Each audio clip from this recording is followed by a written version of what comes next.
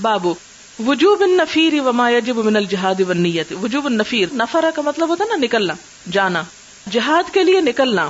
وما یجب من الجہاد والنیت، اور جو کچھ واجب ہے جہاد اور نیت میں سے. وقول اللہ عز وجل، اللہ تعالیٰ کا فرمان ہے، انفروا خفافا، نکلو ہلکے ہو، وثقالا یا بوجھل ہو، وجاہدوا باموالکم وانفسکم فی سبیل اللہ، اور اللہ کے راہ میں اپنے جان مال سے جہاد کرو. ذالکم خیر لکم ان کنتم تعلمون، یہ تمہارے لیے زیادہ اچھا ہے اگر تم جانتے ہو، اگر تمہیں علم ہو کہ اس کی کتنی فضیلت ہے. لو کان عرضا قریبا، عرضا سامان کو کہتے ہیں یعنی فائدہ، اگر فائدہ ہوتا جلد ملنے والا، وسفرا قاصدا، اور سفر ہوتا درمیانہ، لتبعوک تو یہ آپ کے ساتھ آ جاتے. یہ غزوہ تبوک کے بارے میں جاتے. ولکن بعدت علیہم الشقہ، لیکن ان پہ مسافت طویل ہو گئی. وسیحلفون باللہ، اور یہ ساری آیات جو آپ پڑھ چکے ہیں. الآیہ وقولہ تعالی یا ایھا الذین آمنوا، ایک اور جگہ پر اللہ تعالیٰ نے فرمایا اے لوگو جو ایمان لائے ہو، ما لکم، کیا ہے تم کو، اذا قیل لکم انفروا فی سبیل اللہ اثاقلتم الی الارض، کہ جب تم سے کہا گیا کہ اللہ کے راستے میں نکلو تو تم زمین پر ہی ڈھیر ہو گئے، بوجھل بن گئے، بوجھ بن گئے. اثاقلتم ارضیتم بالحیات الدنیا من الآخرہ، کیا تم آخرت کو چھوڑ کے دنیا کی زندگی پر راضی ہو گئے ہو. الی قولہ علی کل شیء قدیر، یہاں تک. ویذکر عن ابن عباس، ابن عباس سے روایت کی جاتی ہے انفروا ثباتن، اس کا کیا معنی ہے فانفروا ثباتن کا، کہ سرایا متفرقین، یعنی ٹکڑوں کی شکل میں نکلو. ثبتن کہتے ہیں نا چھوٹی ٹکڑی کو، یعنی جماعتوں کی شکل میں تھوڑے تھوڑے ہو کے نکلو. یقال احد الثبات ثبتن، اور ثبات ثبتن کی جمع ہے، یعنی جب حکم آئے کہ جنگ کے لیے نکلو تو پھر نکلو، جب ضرورت ہو نکلنے کی تو پھر نکلو. حدثنا عمرو بن علی حدثنا یحییٰ حدثنا سفیان قال حدثني منصور عن مجاہد عن طاووس عن ابن عباس رضی اللہ عنہما ان النبی صلی اللہ علیہ وسلم قال یوم الفتح، کہ نبی صلی اللہ علیہ وسلم نے جس دن مکہ فتح ہوا اس دن فرمایا لا ہجرت بعد الفتح، اب فتح کے بعد کوئی ہجرت نہیں، یعنی اب سب مسلمان جو مسلمان ہوں گے آئیں جائیں گے تو بات برابر ہو گئی، کیونکہ مکہ بھی اب دارالحرب نہیں رہا، دارالاسلام بن گیا. ولیکن جہاد و نیت، لیکن اب جو نیکی کرنے کی باقی ہے وہ کیا ہے، جہاد و نیت، اور اچھے کاموں کی نیت. وَإِذَا اسْتُنْفِرْتُمْ فَانْفِرُوا، اور جب تمہیں جہاد کو نکلنے کو کہا جائے تو نکلا کرو. باب الکافر یقتل المسلم ثم یسلم، یہ بہت مزے کی حدیث ہے کہ کافر جو قتل کرتا ہے مسلمان کو، ثم یسلم پھر اسلام لے آتا ہے، فیسدد پھر درست عمل کرتا ہے، بعد اس کے ویقتل اور پھر اللہ کی راہ میں مارا جاتا ہے، تو یہ دونوں ہی جنت. یعنی یہاں ایک دلچسپ معاملہ ہے، وہ کیا ہے. حدثنا عبد اللہ بن یوسف اخبرنا مالک عن ابی الزناد عن الاعرج عن ابی ہریرہ رضی اللہ عنہ ان رسول اللہ صلی اللہ علیہ وسلم قال، آپ نے فرمایا یضحک اللہ الی رجلین، دو لوگوں پر اللہ تعالی ہنستا ہے، یقتل احدہم الآخر، ان میں سے ایک دوسرے کو قتل کرتا ہے، یدخلان الجنہ، پھر وہ دونوں جنت میں چلے جاتے ہیں. یقاتل ھذا فی سبیل اللہ، یہ اللہ کے راستے میں جنگ کرتا ہے، فیقتل پھر قتل کیا جاتا ہے، ثم یتوب اللہ، تو قاتل توبہ کرتا ہے اللہ سے، علی القاتل فیستشہد، اور پھر وہ شہید ہو جاتا ہے تو وہ بھی جنت میں پہنچ جاتا ہے.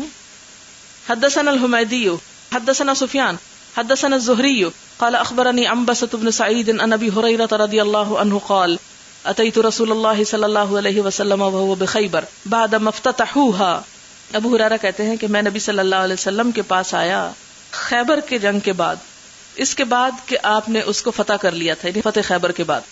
فقلت یا رسول اللہ اسہم لی، میں نے عرض کیا یا رسول اللہ صلی اللہ علیہ وسلم میرا بھی حصہ نکالیے. فقال بعض بنی سعید بن العاص، تو بنو سعید بن العاص کے لوگوں میں سے کسی نے کہا لا تسہم لہو یا رسول اللہ، اے اللہ کے رسول صلی اللہ علیہ وسلم اس کا حصہ مت نکالیے.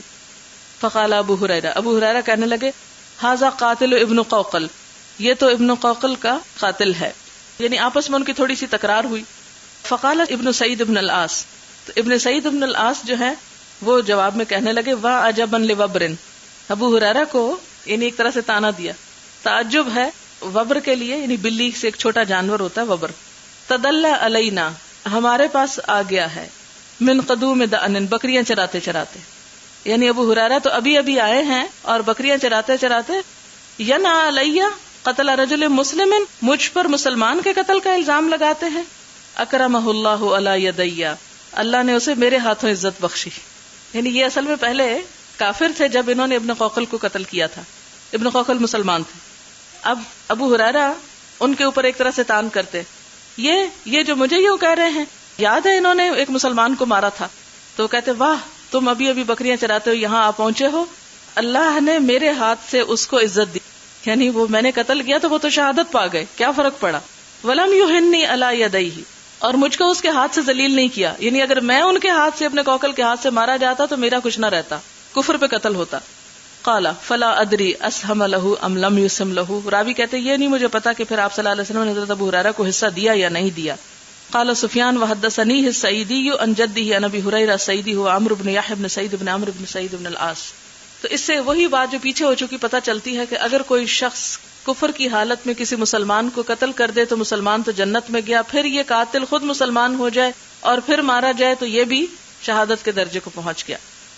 باب من اختار الغزو علی الصوم، جس نے مقدم رکھا غزوے کو روزے پر، یعنی جب جہاد کا موقع ہو، حالانکہ روزہ بھی فرض ہے اور جہاد بھی فرض ہے، لیکن جب دو میں آپ نے کمپیریزن کرنا ہے تو آپ کیا کریں گے؟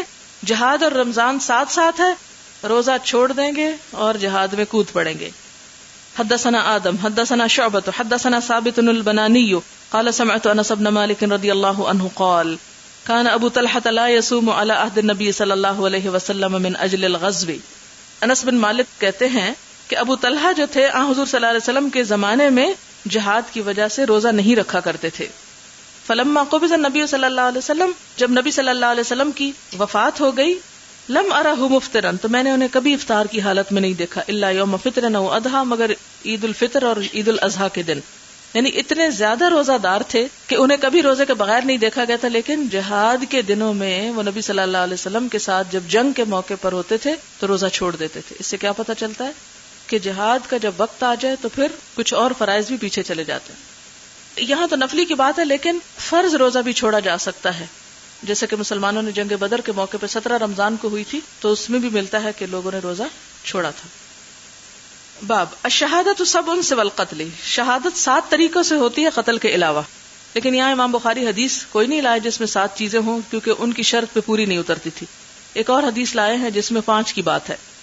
حدثنا عبداللہ بن یوسف اخبرنا مالک عن سمی عن ابی صالح عن ابی ہریرہ رضی اللہ عنہ ان رسول اللہ صلی اللہ علیہ وسلم قال، نبی صلی اللہ علیہ وسلم نے فرمایا، الشہداء 5، شہید 5 طرح کے ہوتے ہیں. المطعون، جو طاعون سے مر جائے، والمبطون، جو پیٹ کی تکلیف سے مر جائے، والغرق، جو ڈوب کر مرے، وصاحب الہدم، جو مکان گر کے مرے، ہدم ہوتا نا انہدام، والشہید فی سبیل اللہ، اور جو اللہ کی راہ میں مارا جائے.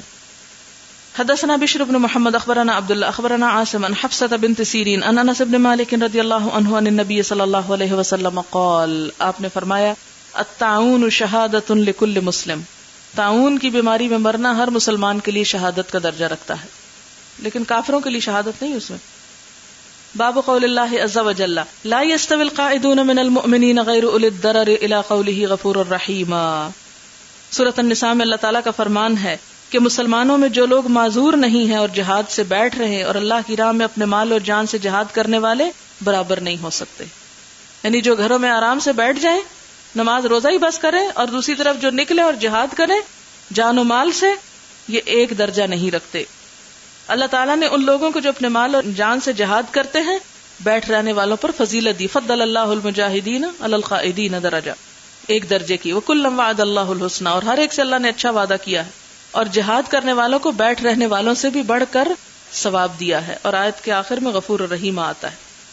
حدثنا ابو الولید حدثنا شعبہ عن ابی اسحاق قال سمعت البراء رضی اللہ عنہ یقول لما نزلت، حضرت براء کہتے جب یہ آیت اتری، لا يستوي القاعدون من المؤمنین، کہ مومنوں میں بیٹھ رہنے والے برابر نہیں ہو سکتے، یعنی مجاہدوں کے، دعا رسول اللہ صلی اللہ علیہ وسلم زیدن، تو نبی صلی اللہ علیہ وسلم نے حضرت زید بن ثابت کو بلایا.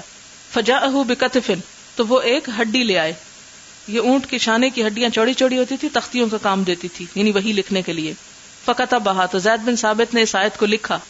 وشکا ابن ام مکتوم ضرارتہ، اور اس موقع پر جب حضرت ابن ام مکتوم جو نابینا تھے، دریر تھے، دریر کہتے ہیں کہ وہ جو شخص پوری طرح نہ دیکھ سکے، اعمیٰ ہوتا ہے بالکل بلائنڈ، لیکن دریر ہوتا ہے جس کے تھوڑا تھوڑا نظر آتا ہو مگر کچھ سمجھ نہ آتا ہو. تو ضرارتہ انہوں نے اپنے اندھے پن کی شکایت کی. فنزلت، تو اللہ تعالیٰ نے یہ آیت اتاری، لا يستوي القاعدون من المؤمنین غیر اولی الضرر، کہ نہیں برابر ہو سکتے بیٹھنے والے مومنوں میں سے سوائے جن کو کوئی تکلیف ہو. یعنی جو معذور ہوں.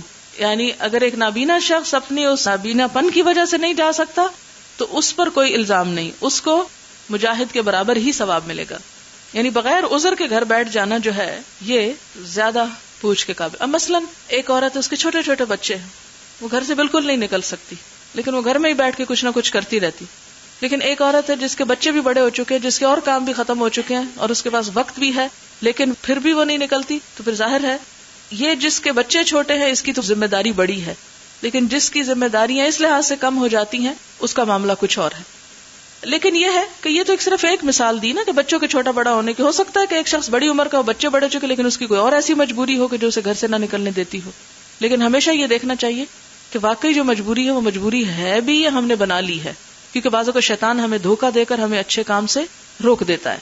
حدثنا عبدالعزیز بن عبداللہ حدثنا ابراہیم بن سعد الزہری قال حدثني صالح بن کیسان عن ابن شہاب عن سہل بن سعد الساعدی انه قال رأيت مروان بن الحکم جالسا في المسجد. سہل بن سعد کہتے ہیں میں نے مروان کو مسجد میں بیٹھے ہوئے دیکھا.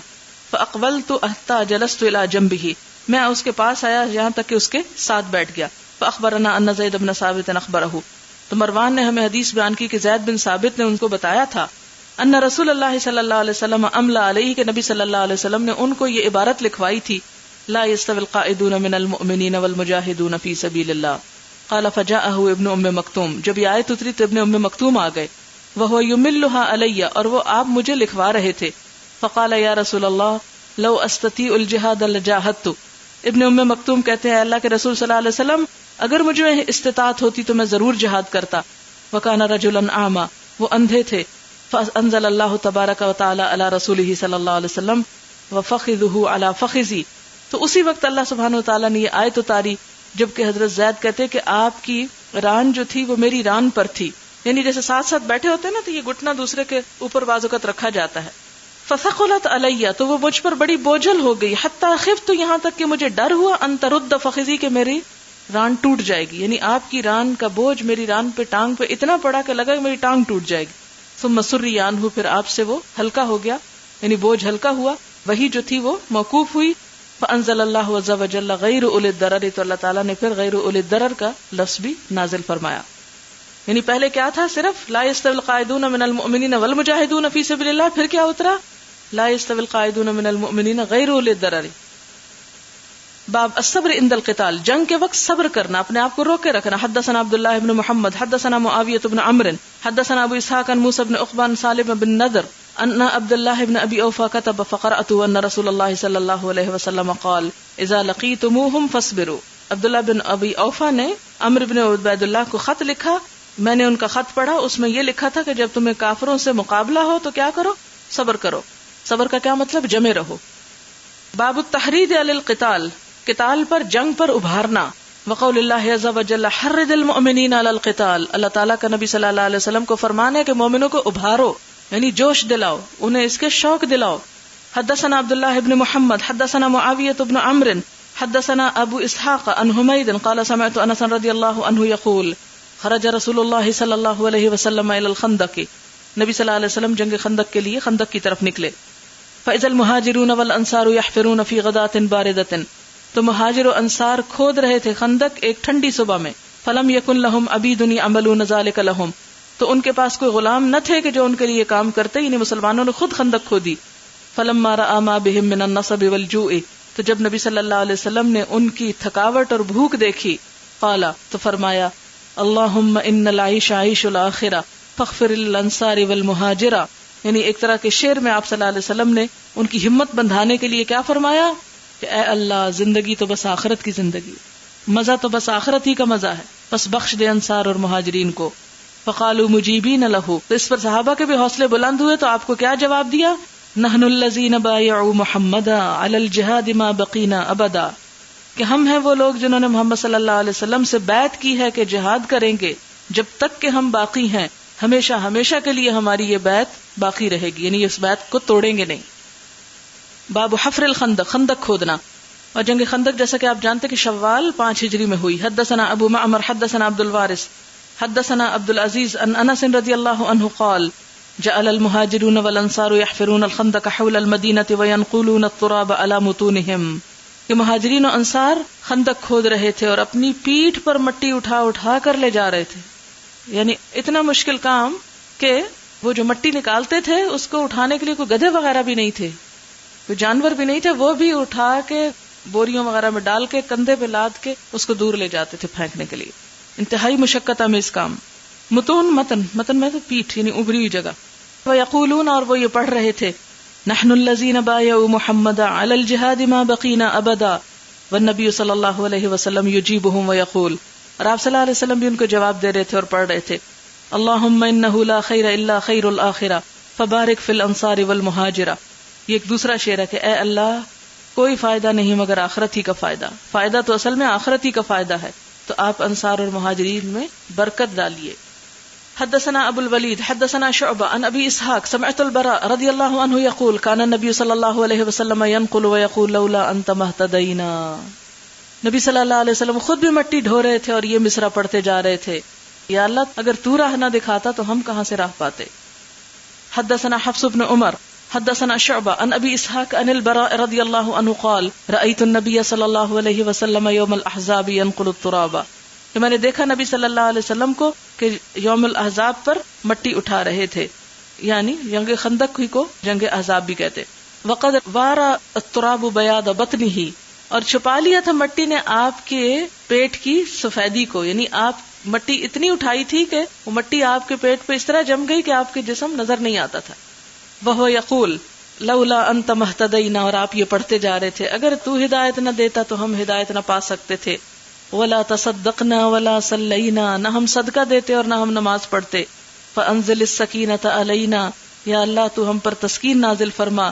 وثبت الاقدام ان لاقینا, اور ہمارے قدموں کو مضبوط رکھ اگر ہم دشمن سے جا ملیں. ان الاولی قد بغوا علینا, ان لوگوں نے ہم پر بغاوت کی ہے. اذا ارادوا فتنۃ ابینا, جب انہوں نے فتنہ ابھارا تو ہم نے انکار کر دیا, یعنی ظلم کا جواب پھر ہم نے منہ توڑ دیا.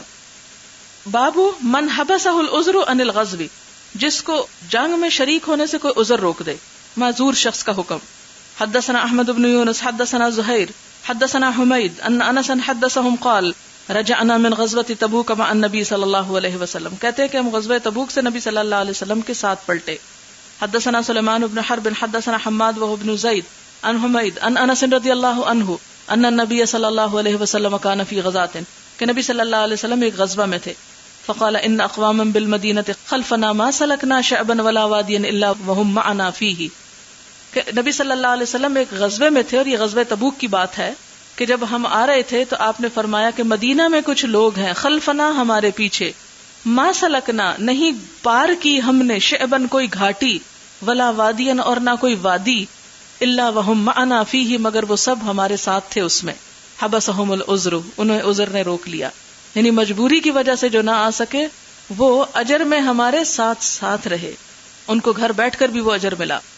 لیکن حقیقی مجبوری ہو تو بات یہ نہیں کہ خود ساختہ مجبوریاں اور عذر انسان تراش لے. وقال موسیٰ حدثنا حماد ان حمید ان موسیٰ بن انس ان ابیہ قال النبی صلی اللہ علیہ وسلم قال ابو عبداللہ الاول اندی اصح. باب فضل الصوم فی سبیل اللہ, جہاد میں روزہ رکھنے کی فضیلت.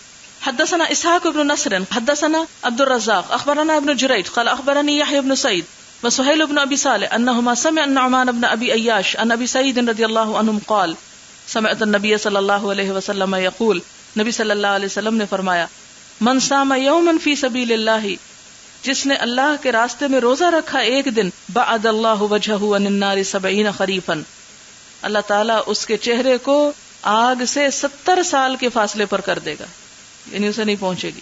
یعنی اس کا مطلب کیا ہے کہ جو رکھ سکے اس کو رکھنا چاہیے. باب فضل النفقۃ فی سبیل اللہ, اللہ کی راہ میں مال خرچ کرنا, کوئی چیز دینا. حدثني سعيد بن حفص حدثنا شيبان عن يحيى عن ابي سلمة انه سمع ابا هريرة رضي الله عنه عن النبي صلى الله عليه وسلم قال, نبی صلی اللہ علیہ وسلم نے فرمایا من انفق زوجین فی سبیل اللہ, جس نے جوڑا اللہ کی راہ میں خرچ کیا کسی چیز کا, زوجین یعنی دو چیزیں, 2 روپے, 2 اشرفیاں, 2 گھوڑے, 2 اونٹ, 2 تلواریں, 2 بندوقیں, 2 چیزیں, کوئی بھی 2 چیزیں. دعاہ خزنۃ الجنہ, تو بلائیں گے اس کو جنت کے چوکیدار, جنت کے خازن ہیں جو دروازوں پہ کھڑے ہوں گے. کل خزنۃ باب, ہر دروازے کا چوکیدار بلائے گا, اے فلو ہلم, اے فلان ادھر آؤ ادھر آؤ. یعنی جنت کے ہر دروازے پہ جو داروغہ کھڑا ہوگا وہ کہے گا کہ میرے دروازے سے اندر جاؤ، یعنی اتنی عزت افزائی ہوگی اس کی. قال ابو بکر کہتے یا رسول اللہ ذاک الذی لا توا علیہ، کہ یہ ہے وہ شخص جس کو کوئی نقصان نہیں. فقال نبی صلی اللہ علیہ وسلم انی لارجو ان تکون منہ، تو آپ نے حضرت ابو بکر کو خوشخبری دی، مجھے امید ہے کہ تم انہی لوگوں میں ہوگے جو جنت کے ہر دروازے سے بلائے جائیں گے. حدثنا محمد بن سنان حدثنا فلیح حدثنا ہلال عن عطاء بن یسار عن ابی سعید الخدری رضی اللہ عنہ ان رسول اللہ صلی اللہ علیہ وسلم قام علی المنبر، نبی صلی اللہ علیہ وسلم منبر پر کھڑے ہوئے. فقال، تو فرمایا انما اخشى علیکم من بعدی ما یفتح علیکم من برکات الارض، کہ میں تمہارے بارے میں اپنے بعد ڈرتا ہوں کہ جو تم پر کھول دیے جائیں گے زمین کی برکات خزانوں میں سے، یعنی مال و دولت وغیرہ جو غنیمتوں میں سے آئے گا تمہارے پاس، اس کے بارے میں مجھے ڈر ہے. ثم ذکر زہرۃ الدنیا، پھر آپ نے دنیا کی رونق اور آرائش کا ذکر کیا. فبدأ بإحداہما وثنى بالأخرى، پھر آپ نے ایک بات بیان کی پھر دوسری. فقام رجل، تو ایک شخص کھڑا ہو گیا. فقال یا رسول اللہ او یأتی الخیر بالشر، کہ اے اللہ کے رسول صلی اللہ علیہ وسلم کیا کبھی خیر سے بھی شر پیدا ہوا؟ یعنی مال تو بھلائی ہے، خیر ہے، تو اس سے بھی کوئی برائی ہوگی؟ فسکت عنہ النبی صلی اللہ علیہ وسلم، آپ اس کی بات سن کے خاموش ہو گئے. قلنا یوحا الیہ، آپ کی خاموشی سے ہم نے سمجھا کہ آپ پہ وحی آ رہی ہے. وسکت الناس، سب لوگ چپ ہو گئے. کأن علی رؤوسہم الطیر، اتنے چپ ہوئے کہ گویا ان کے سروں پہ پرندے بیٹھے ہوں. ثم انہ مسح عن وجہہ الرخداء، پھر آپ نے اپنے چہرے سے پسینہ پوچھا، کیونکہ وحی کے وقت جو کیفیت ہوتی تھی، سخت سردی میں بھی خوب پسینے کی دھاریں چھوٹ جاتی. فقال این السائل آنفا، تو آپ نے پوچھا کہ سوالی کہاں ہے؟ او خیر ہوا، کیا وہ خیر ہے؟ ثلاثاً، 3 مرتبہ. ان الخیر لا یأتی الا بالخیر، آپ نے فرمایا کہ خیر وہ تو خیر ہی لاتی ہے. وانہ کلما ینبت الربیع ما یقتل حبتا، اور دیکھو بہار کے موسم میں جب ہری گھاس پیدا ہوتی ہے تو وہ جانور کو مار ڈالتی ہے. او یلم، یا مارنے کے قریب کر دیتی ہے. الا آکلۃ الخضر، مگر وہ جو ہرا ہرا کھاتا ہے جانور، حتی اذا امتدت خاصرتاها، یہاں تک کہ جب اس کی کوکھیں بھر جاتی ہیں. استقبلت الشمس، تو وہ یعنی کھانا چھوڑ کے پھر کیا کرتا ہے؟ ادھر ادھر گھومتا ہے، سورج کی طرف منہ کرتا ہے. فصلتت وبالت، اور پھر وہ فارغ ہوتا ہے. ثم رتعت، پھر چرتا ہے. یہ صرف چرتا ہی نہیں جاتا بلکہ ضرورت کا چرتا ہے، اور اس کے بعد پھر یعنی اس سے فارغ ہو جاتا ہے. وان ھذا المال خضرۃ حلوۃ، اور بے شک یہ مال سرسبز ہے، میٹھا ہے. ونعم صاحب المسلم لمن اخذہ بحقہ، اور کتنا اچھا ہے مسلمان کے لیے جو اس کو اس کے حق کے ساتھ لے. یعنی مال جو ہے مسلمان کا ساتھی ہے. نعم صاحب المسلم، کتنا اچھا ساتھی ہے مسلمان کا، یعنی کون؟ مال. لیکن کس کا؟ لمن اخذہ بحقہ، جو اس کو اس کے حق کے ساتھ لے. فجعلہ فی سبیل اللہ، اور اسے وہ اللہ کے راستے میں استعمال کرے. والیتامی والمساکین وابن السبیل، یتیموں، مسکینوں اور مسافروں پہ خرچ کرنے کے لیے. کیا ہم بھی مال اسی لیے کماتے؟ ومن لم یأخذ بحقہ، اور جو کوئی اس کے حق کے ساتھ اس کو نہ لے، یعنی ناحق کسی کا مال چھینے یا چوری ڈاکہ وغیرہ ڈال کے لے. فہو کالآکل الذی لا یشبع، تو وہ اس کھانے والے کی طرح جس کا پیٹ نہیں بھرتا. ویکون علیہ شہیدا یوم القیامہ، اور یہ مال قیامت کے دن اس کے خلاف گواہ بنے گا. اس ساری مثال سے یہ جو جانور کی مثال دی، یہ پہلے بھی شاید میں نے آپ کو بتایا تھا کہ بعض اوقات گائے کو ایک بیماری لگ جاتی ہے جس سے اس کے ذہن میں خلل آ جاتا ہے، اور اس کو یہ نہیں پتا چلتا کہ اس کی بھوک اب ختم ہو گئی. وہ کھاتی چلی جاتی کیونکہ وہ جو بھوک ختم ہونے کا الارم بجتا ہے دماغ میں، وہ اس کا خراب ہو جاتا ہے. تو وہ کیا کرتی ہے کہ اتنا کھاتی ہے کہ پیٹ پھٹ جاتا ہے اور وہ مر جاتی. فرمایا کہ کچھ لوگوں کو مال اس طرح ہلاک کرتا ہے، وہ اسے اکٹھا کرتے جاتے اور پھر وہی مال ان کی تباہی کا سبب بنتا ہے. اور کچھ لوگ ایسے ہوتے ہیں کہ جو اس کو لیتے بھی ہیں اور پھر اس کے بعد اس کو دوسروں کو بھی دیتے ہیں. اور ایسے لوگوں کے لیے مال جو ہے وہ ایک بہترین نعمت ہے کہ اس سے وہ نیکیاں کماتے ہیں. اور جو اسے حق کے ساتھ یعنی حلال طریقے سے کمائے اور پھر اس کو صحیح جگہوں پر خرچ بھی کرے، یتیموں، مسکینوں، ضرورت مندوں پر، تو وہ مال اس کے لیے بہت ہی اچھا ہے، بہت اچھا دوست ہے، مددگار ہے نیکی کے کاموں میں اس کا. ادروائز جو اس کو حرام طریقے سے لے اور صحیح جگہ پر خرچ نہ کرے تو وہ اس کے خلاف قیامت کے دن گواہ بنے گا. باب فضل من جہز غازیا خلفہ بخیر، جو شخص غازی کا سامان تیار کر دے یا اس کے پیچھے اس کے گھر بار کی خبر رکھے. اب آپ دیکھیں کہ یہاں کچھ اور چیزیں بھی بتائی جانی. پہلے تو کیا بتایا؟ جو نکلے. اب یہ کہ اگر سارے ہی نکل جائے تو پیچھے کون؟ تو کچھ لوگ تو ایسے ہوں گے کہ جو پیچھے بھی رہیں گے، جو کوئی اور کام کریں گے. اب اس میں کیا کام ہے کہ ایک شخص خود تو نہیں نکل سکتا. مثلاً آپ عورت ہیں، آپ جہاد میں نہیں جا سکتی، بچے چھوٹے، کوئی اور وجہ، آپ کے پاس مال ہے، مال تو خرچ کر سکتے. جو جہاد کے لیے نکلنے والا ہے اس کی وہ ضرورت تو پوری کر سکتی ہیں، یا پھر یہ کہ جو جانے والا ہے اس کے بیوی بچوں کے پیچھے سے خبرگیری تو کر سکتے ہیں آپ، تو اس شخص کا بھی اتنا ہی اجر ہے جتنا وہ نکلنے والے کا اجر ہے. حدثنا ابو معمر حدثنا عبد الوارث حدثنا الحسین حدثني يحيى قال حدثني ابو سلمة قال حدثني بشر بن سعيد قال حدثني زید بن خالد رضی اللہ عنہ ان رسول اللہ صلی اللہ علیہ وسلم قال کہ نبی صلی اللہ علیہ وسلم نے فرمایا من جہز غازیا جس نے ایک غازی تیار کیا فی سبیل اللہ اللہ کے راستے میں فقد غزا تو گویا کہ وہ اس نے خود جہاد کیا. ومن خلف غازیا اور جو غازی کے پیچھے اس کے گھر والوں کی دیکھ بھال کرے فی سبیل اللہ بخیر بھلائی کے ساتھ نیک نیتی کے ساتھ فقد غزا تو گویا اس نے بھی جہاد میں حصہ لیا. یعنی جو شخص اللہ کے دین کے راستے میں نکلتا ہے تو اس کی مدد کرنا، اس کے لیے کوئی ساز و سامان فراہم کرنا، تو وہ کیا ہے؟ جیسے اس زمانے میں گھوڑے وغیرہ مہیا کرنا، آج کے زمانے میں ٹرانسپورٹ کے اور ذرائع مہیا کرنا، یا پھر پیچھے سے اس کے گھر والوں کی خبر گیری کرنا. یہ ایسا ہی ہے جتنا کام وہ وہاں جا کے کر رہا ہے، جو جہاد کر رہا ہے، جو کوشش محنت اللہ کے راستے میں اللہ کے دین کے لیے کر رہا ہے، اس کو پیچھے رہنے والے کو بھی اتنا ہی ثواب اس میں مل جائے گا، کیونکہ وہ بھی کوئی کم اہم کام نہیں کر رہا. اب آپ دیکھیں کہ اس میں حضرت عثمان کو حضور صلی اللہ علیہ وسلم نے غزوہ بدر میں جانے سے روک دیا تھا. کیوں؟ ان کی اہلیہ جو تھی وہ بیمار تھی، معذور تھے، لیکن اجر پورا ملا، ان کا حصہ بھی لگایا آپ نے مال غنیمت میں سے. حدثنا موسى بن اسماعیل حدثنا حمام عن اسحاق بن عبد الله عن انس رضی اللہ عنہ ان النبي صلی اللہ علیہ وسلم لم يكن يدخل بيتا بالمدینہ غیر بیت ام سلیم، کہ نبی صلی اللہ علیہ وسلم کسی کے گھر میں نہیں جاتے تھے مدینہ میں سوائے ام سلیم کے گھر کے، الا علی ازواجہ، بس اس کے علاوہ اپنی ازواج مطہرات کے پاس جاتے تھے. فقیل لہ، تو آپ سے پوچھا گیا کہ آپ ان کے گھر میں کیوں جاتے ہیں؟ فقال، تو فرمایا انی ارحمها، میں اس پر رحم کرتا ہوں، یعنی مجھے اس کا خیال آتا ہے. قتل اخوها معی، اس کا بھائی میرے ساتھ مارا گیا تھا، یعنی میرے کام میں مارا گیا تھا. اور یہ کون تھے؟ یہ وہی بھائی تھے جو بئر معونہ میں دھوکے سے مارے گئے تھے. تو دراصل یہ حدیث کس میں لائے ہیں کہ جب ان کے گھر والا چلا گیا تو پیچھے سے آپ صلی اللہ علیہ وسلم ان کا خیال رکھا کرتے تھے، ان کی دلجوئی کیا کرتے تھے. باب التحنت عند القتال. تحنت ہے نون طا، حنت یحنت تحنیت کہتے ہیں کسی چیز کے ملنے کو.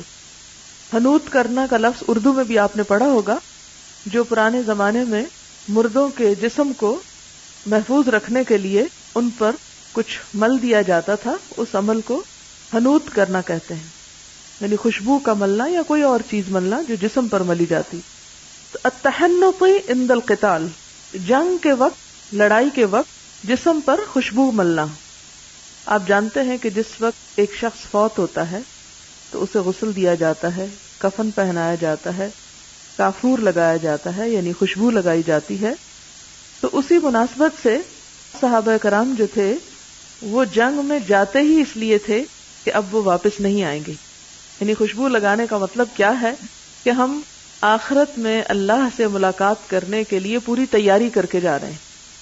اور جس شخص کے اندر مرنے کا ایسا جذبہ ہو، پھر ایسے لوگوں کو کون شکست دے سکتا ہے.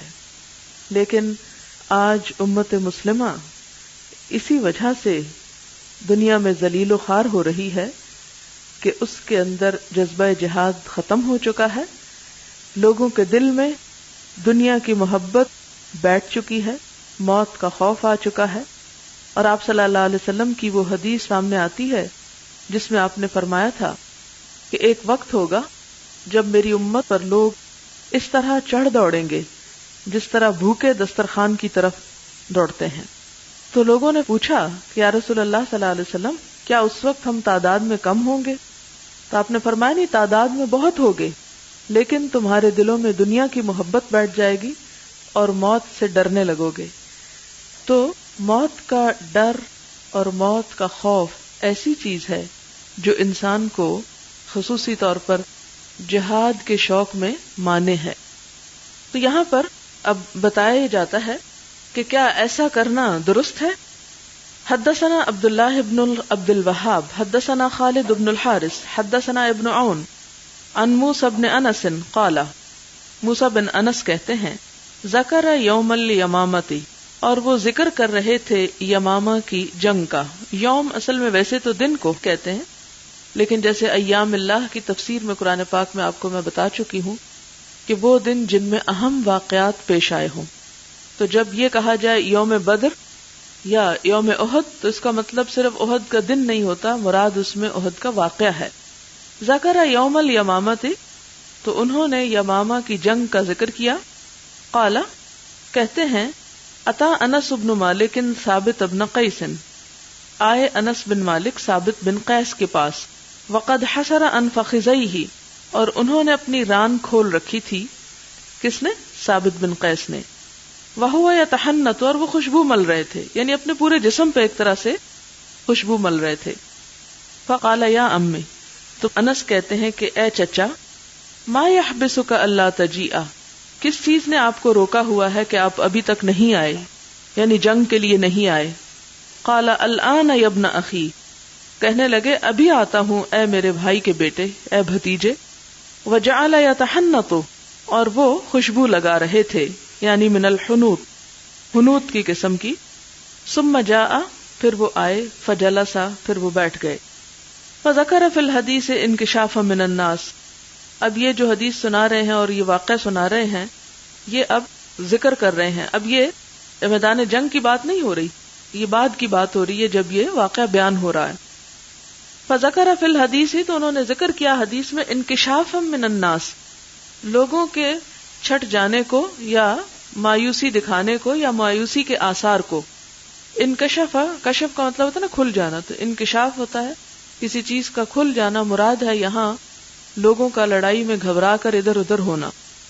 فقال ھکذا عن وجوہنا، تو کہنے لگے اس طرح ہمارے سامنے سے ہٹ جاؤ. حتی ندارب القوم، یہاں تک کہ ہم لوگوں سے لڑیں.